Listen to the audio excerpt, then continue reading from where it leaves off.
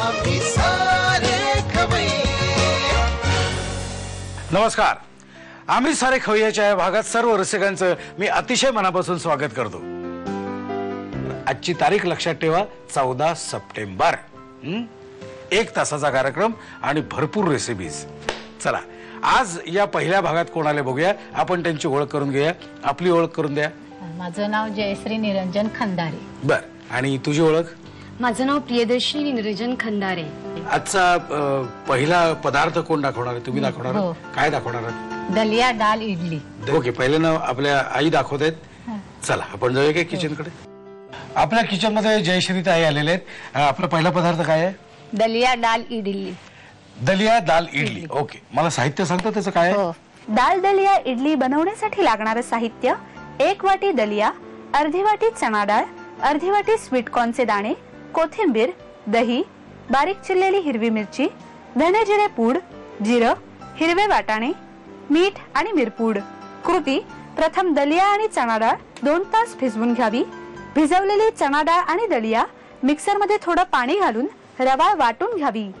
तयार वाटलेलं मिश्रण भांड्यामध्ये काढून त्यात अर्धी वाटी स्वीटकॉर्नचे दाणे, कोथिंबीर, दही, बारीक चिरलेली हिरवी मिरची, धने जिरे पूड, हिरवे वाटाणे, मिरपूड आणि चवीनुसार मीठ घालून मिश्रण एकजीव करून घ्यावं.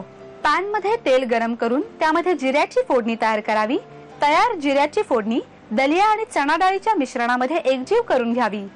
तयार मिश्रण इडली पात्रामध्ये घालून इडल्या 15 मिनिटे वाफवून घ्याव्यात.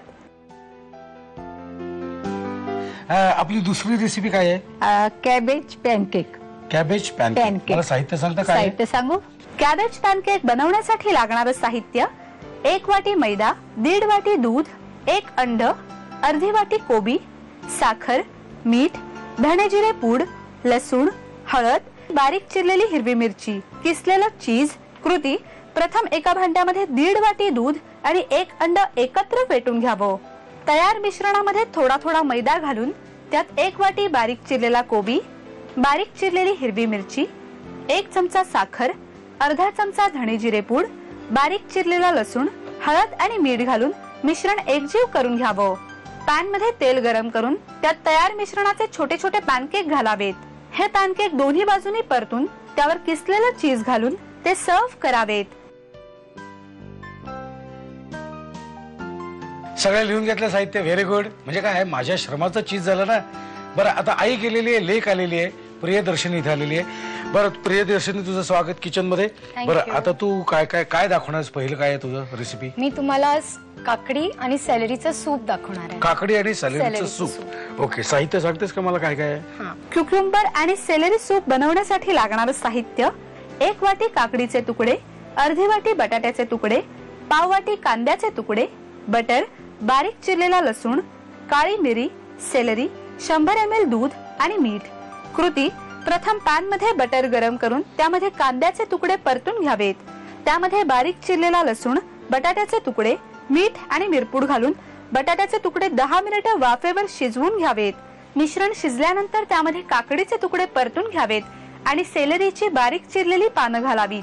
तयार मिश्रण ब्लेंडरने एकजीव करून घ्यावं. त्यामध्ये 100 ml दूध घालून मिश्रण ढवळून घ्यावं आणि एकजीव करून गाळून घ्यावं. गाळून घेतलेलं सूप बाउल मध्ये काढून फ्रीज मध्ये ठेवावं आणि थंडगार सर्व्ह करावं. झाले, सगळं व्यवस्थित लिहून घेतलं. Very good. लिहिताना एक काळजी घ्या, इकडची दांडी तिकडे जाऊ नये याची काळजी घ्या, नाही तर वाचताना तुमचे वांदे होतील. ओके, आता आपली दुसरी रेसिपी काय प्रियदर्शनी? आता आपली banana delight. Banana delight. Okay, त्याचं साहित्य सांगतेस का मला?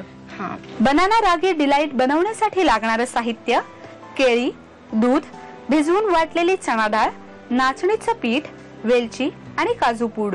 कृती: प्रथम एका पॅन मध्ये भिजवून वाटलेल्या चणा डाळीची पेस्ट, नाचणीचं पीठ, काजू पूड आणि वेलची पूड घालून हे मिश्रण एकत्र परतून घ्यावं. त्यामध्ये दूध घालून मिश्रण शिजवून घ्यावं. दुसऱ्या भांड्यामध्ये केळी मॅश करून घ्यावीत. सर्विंग बाउल मध्ये चणा डाळ आणि नाचणीच्या पिठाचं शिजलेलं मिश्रण घेऊन त्यात मॅश केलेली केळी घालून मिश्रण एकजीव करावं आणि डिश सर्व्ह करावी.